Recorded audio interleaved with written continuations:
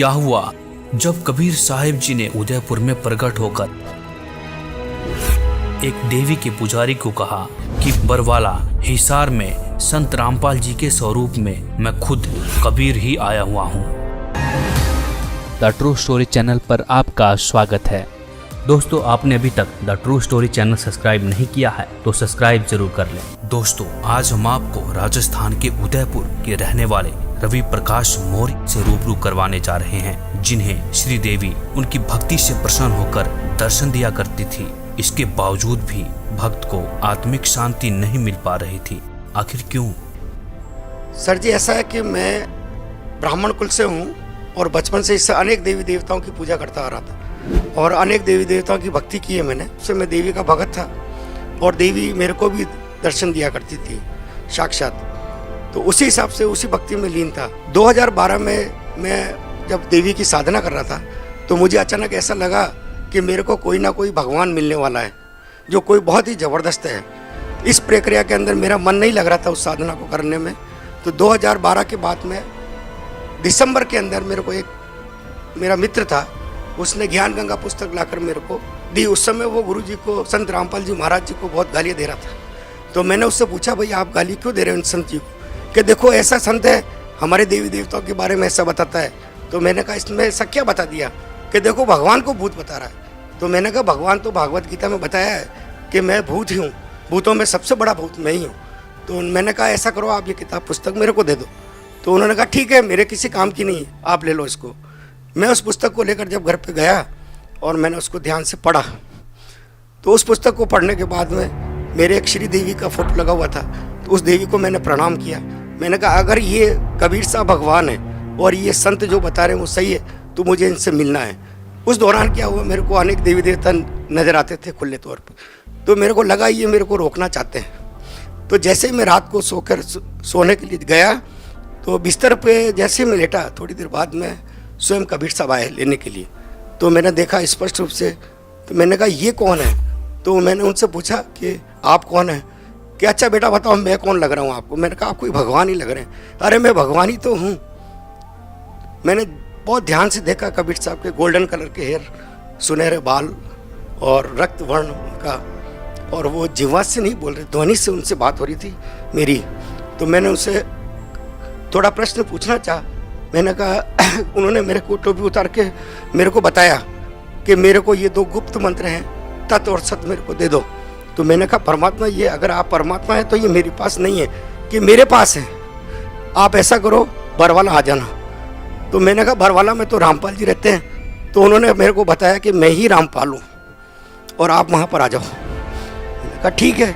जाते जाते उन्होंने मेरे से कहा कि देर मत करना, बहुत तेज़ी से समय निकल रहा है बेटा, तुरंत चले आओ। ये कह के फिर बाद में जाते जाते उन्होंने मेरे से कहा कि श्री देवी ने मेरे को भेजा है।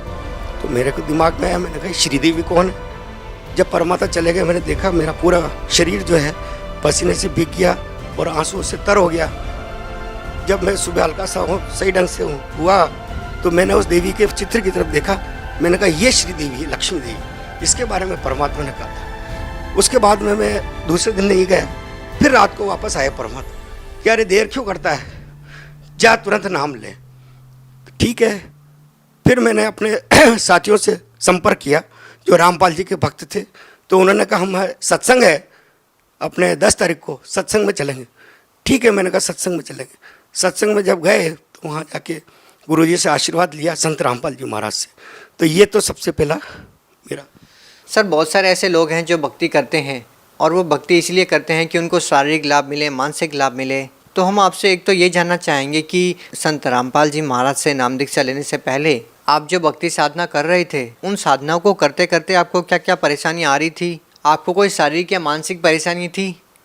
अनेक मानसिक परेशानियाँ थी, कभी कोई संतुष्टि मिली नहीं हमें। कितनी ही देवी देवताओं की भक्ति करते हुए, साधना करते हुए कभी भी मैं संतुष्ट नहीं रहा। सर, क्या क्या परेशानी थी? लाखों रुपए का मैंने धंधा किया, करीब 60-70 लाख रुपया मेरा जीवन में खो गया धंधे के अंदर, बहुत नुकसान हुआ। तो जब मैं संत रामपाल जी महाराज से मैंने नाम दीक्षा ली, उसके बाद में मैं एक दिन बैठा हुआ था तो मेरे धंधे में बहुत तेज़ी से विघ्न आया। कोई बड़ी पार्टी मेरे धंधे को तोड़ने वाली थी।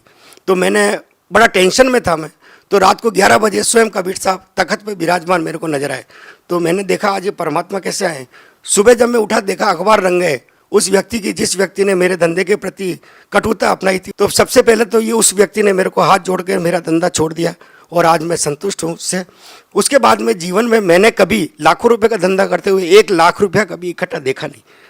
तो मैंने गुरुजी से अर्जी लगाई, मैंने कहा परमात्मा मेरे लाखों रुपए मेरे फंसे हुए हैं और मैं कभी संतुष्ट नहीं हो पा रहा हूँ। तो गुरुजी ने कहा हो जाएगा बेटा, तो चिंता न कर। उसके बाद में मेरे को करीब 6 महीने बाद में करीब 11-12 लाख रुपए एक साथ मेरे को एक व्यक्ति ने जो मेरे फंसे हुए थे धंधे में दिए।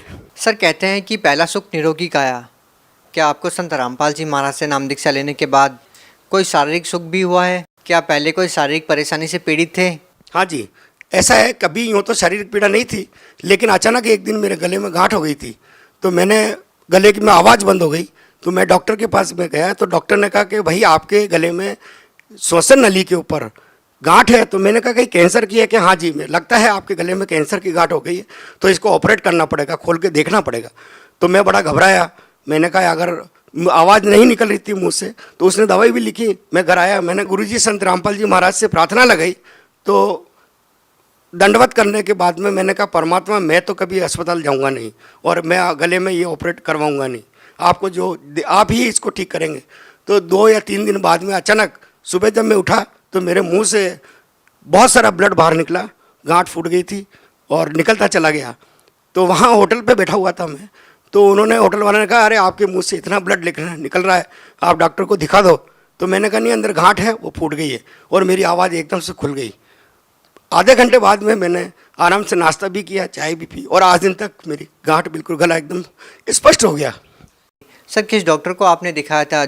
आपको जो कैंसर की गांठ थी वो कौन से हॉस्पिटल में, किस डॉक्टर ने आपको बताई? उदयपुर में है सेक्टर 4 परतानी डॉक्टर है, उनको दिखाया था मैंने। तो उन्होंने कहा कि भाई आपको ये ऑपरेट करवानी। उसके बाद में मैं गया भी नहीं, जाने की ज़रूरत भी नहीं पड़ी मेरे को। सर देखिए बहुत सारे ऐसे श्रद्धालु हैं जो संत रामपाल जी महाराज से नाम दीक्षा लेने से पहले बहुत सारा नशा करते थे। क्या आप भी पहले कोई नशा करते थे? नहीं, ऐसा है कि भक्ति में आने से पहले करता था, मैं तंबाकू खाता था। वैसे मैं ब्राह्मण कुल में जन्मा हूँ, तो शराब वगैरह इन नशों का मेरी आदत नहीं थी, लेकिन तंबाकू जरूर खाता था। लेकिन 18 साल पहले 16 साल पहले मैंने उसको त्याग दिया था। तो नशे की वजह से तो मेरे को कोई दिक्कत थी नहीं, और ब्राह्मण कुल में होने की वजह से इन सब चीज़ों से हम दूर थे। और मेरे परिवार के सभी लोगों ने भी संत रामपाल जी महाराज से तुरंत नाम लिया है। सर जिस संत से नाम दीक्षा लेने के बाद आपकी कैंसर जैसी भयानक बीमारी ठीक हो गई है, वो संत आज जेल में है, उनके ऊपर बहुत सारे आरोप भी लगे हैं। इस बारे में आप क्या कहना चाहेंगे? असल में यह है कि संत रामपाल जी महाराज जो हैं स्वयं कबीर साहब का ही रूप है। वो एक लीला कर रहे हैं, क्योंकि संत रामपाल जी महाराज ने ऐसा कोई काम नहीं किया कि जिससे कोई भी गलत बात हो। संत रामपाल जी महाराज ने विधिवत सबको भक्ति की प्रेरणा दी है, और लोग उसको गलत समझते हैं, क्योंकि लोग ये देखते हैं कि हम वर्षों से जिन देवी देवताओं की पूजा करते आ रहे हैं, उन पत्थरों को पूजते आ रहे हैं, तो वो भगवान क्यों नहीं है, जबकि वो संत रामपाल जी महाराज की भक्ति को सुनना भी नहीं चाहते। और जो उसको विधिवत सुनता है वो संत रामपाल जी महाराज की भक्ति को बहुत पसंद करता है, और सही मार्ग यही है। इसलिए सभी व्यक्तियों से मेरी हाथ जोड़ के प्रार्थना है कि जो भी संसार में, भारत में ही नहीं पूरे संसार में, इस भक्ति को ध्यान से सुने और प्रेरणा लेकर इस भक्ति के अंदर तुरंत जुड़े, क्योंकि ये भक्ति वास्तव में सही भक्ति है। और इस संसार में सबसे बड़े भगवान कबीर साहब ही हैं, जो स्वयं संत रामपाल जी महाराज के रूप में आए हुए हैं, और मेरे से खुद बात की है कबीर साहब ने कि हम ही संत रामपाल जी महाराज हैं, और तुरंत चले आओ। जी धन्यवाद सत साहिब जी। आप भी दुखों से छुटकारा पाना चाहते हैं तो आज ही बुक करें निःशुल्क पुस्तक ज्ञान गंगा। ज्ञान गंगा पुस्तक निःशुल्क मंगवाने के लिए अपना पूरा पता पिन कोड के साथ हमें लिखकर भेजें। हमारा व्हाट्सएप नंबर है 9992600893।